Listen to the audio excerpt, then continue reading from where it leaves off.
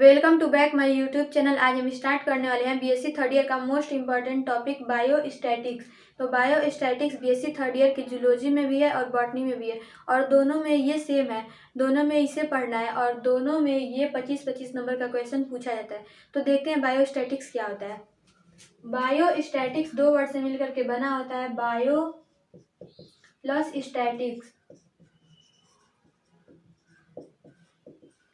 मिल करके बनाता है बायोस्टैटिक्स।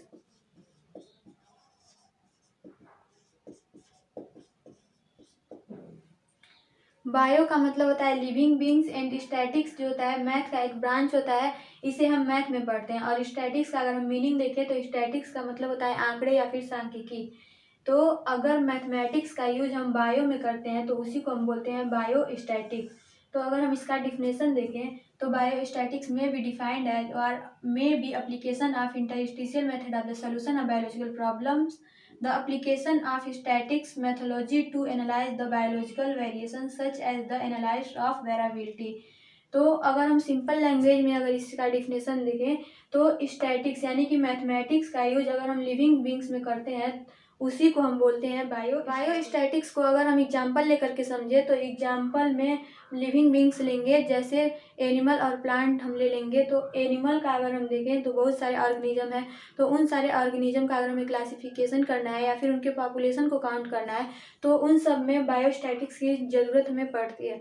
और जैसे प्लांट अगर हम देखें तो प्लांट में कितना उसका प्रोडक्शन है और कितना उसका ग्रोथ है, ये सब हमें देखने के लिए भी बायोस्टैटिक्स की नीड होती है।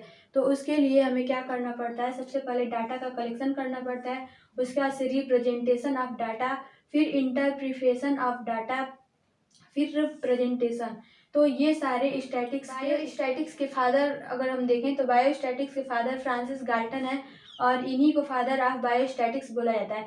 तो ये रहा बायोस्टैटिक्स। अब हम देखते हैं बायोस्टैटिक्स का एप्लीकेशन कहाँ कहाँ पे हम कर सकते हैं। अब हम देखते हैं बायोस्टैटिक्स का एप्लीकेशन। तो बायोस्टैटिक्स का एप्लीकेशन हम कहाँ कहाँ कर सकते हैं ये हम देखते हैं। तो बायोस्टैटिक्स का यूज हम जेनेटिक्स में कर सकते हैं। जेनेटिक एक्सपेरिमेंट के जितने भी डाटा होते हैं उनको अगर हमें काउंट करना होता है तो वहाँ पे हम बायोस्टैटिक्स का यूज करते हैं। जैसे कि मेंडल ने अपना एक्सपेरिमेंट किया था मटर के प्लांट पे, तो मटर के प्लांट पे कैरेक्टर को लेकर के उन्होंने एक्सपेरिमेंट किया था। तो जितने भी कैरेक्टर थे उनका डाटा अगर इन्होंने काउंट जो किया था वो किया था बायोस्टैटिक्स के थ्रू। उन्होंने अपने एक्सपेरिमेंट में मैथमेटिक्स का यूज किया था और जहाँ पे अगर मैथमेटिक्स का यूज बायोलॉजी में होगा उसी को हम बोलते हैं बायोस्टैटिक्स। तो मेंडल ने अपना जो एक्सपेरिमेंट किया था वहाँ पे बायोस्टैटिक्स का यूज किया था। और लिंकेज निकालने में भी बायोस्टैटिक्स का यूज होता है, हेटेरोजेनेसिटी निकालना होता है, वहाँ पे भी बायोस्टैटिक्स का यूज हम कर सकते हैं। अब हम सेकेंड एप्लीकेशन देखते हैं न्यूमेरिकल टेक्सोनॉमी में। जितने भी टेक्सोनॉमी यानी कि क्लासिफिकेशन अगर हमें करना हो, यानी कि जितने भी ऑर्गेनिज्म है, प्लांट है, एनिमल है, लिविंग बींग्स है, उनका अगर हमें क्लासिफिकेशन करना है, टेक्सा में डिवाइड करना है, तो वहाँ पे भी जितने भी न्यूमेरिकल प्रॉब्लम्स आते हैं उनको सॉल्व करने के लिए बायोस्टैटिक्स का यूज करके हम आसानी से सॉल्व कर सकते हैं। अब हम देखते हैं बायोस्टैटिक्स का थर्ड एप्लीकेशन स्टैटिकल इकोलॉजी में। तो इकोलॉजी में जितने भी पॉपुलेशन होते हैं ऑर्गेनिज्म के, उनका अगर हमें आंकड़ा निकालना हो तो उनको भी हम बायोस्टैटिक्स के थ्रू इनका डाटा आसानी से निकाल सकते हैं। और इसका फोर्थ एप्लीकेशन देखें तो स्टैटिकल इथोलॉजी में। इथोलॉजी का मतलब होता है जहाँ पे हम कैरेक्टर को लेकर के अगर स्टडी करते हैं उसी को हम बोलते हैं इकोलॉजी। तो अगर हमें स्टैटिकल इकोलॉजी यानी कि अगर हमें कैरेक्टर को लेकर के एक डाटा निकालना होता है तो उसको भी हम निकाल सकते हैं आसानी से बायोस्टैटिक्स के थ्रू। नेक्स्ट एप्लीकेशन हम देखते हैं तो फार्मेकोलॉजी में इसका हम एप्लीकेशन यूज कर सकते हैं बायोस्टैटिक्स के थ्रू। आसानी से हम ड्रग्स का एक्शन और दो ड्रग्स के बीच का कितना डिफरेंस है उनका कंपैरिजन हम कर सकते हैं बायोस्टैटिक्स के थ्रू। उसके बाद से नेक्स्ट एप्लीकेशन का एग्रीकल्चर में। तो जितने भी प्लांट्स होते हैं तो प्लांट्स का अगर हमें एज निकालना हो या फिर उनका प्रोडक्शन, तो उन सब का डाटा अगर हमें निकालना हो तो वो हम बायोस्टैटिक्स के थ्रू आसानी से हम निकाल सकते हैं। और इसका नेक्स्ट एप्लीकेशन देखें तो इन्वायरमेंटल बैलेंस। तो इन्वायरमेंटल बैलेंस में भी इसका यूज हम कर सकते हैं। हम देखते हैं बायोस्टैटिक्स का नेक्स्ट एप्लीकेशन। तो बायोस्टैटिक्स का यूज हम डेमोग्राफी में भी कर सकते हैं, जैसे कि birth rate, death rate, mortality, marriage या फिर ग्रोथ रेट, ये सब हम काउंट करना होता है तो उन्हें भी हम आसानी से उसका डाटा अगर हमें निकालना होता है तो वो बायोस्टैटिक्स के थ्रू आसानी से निकाल सकते हैं। तो ये अलग अलग फील्ड है, यहाँ पे हम बायोस्टैटिक्स का यूज कर सकते हैं और यहाँ पे हम एक प्रॉपर डाटा निकाल सकते हैं।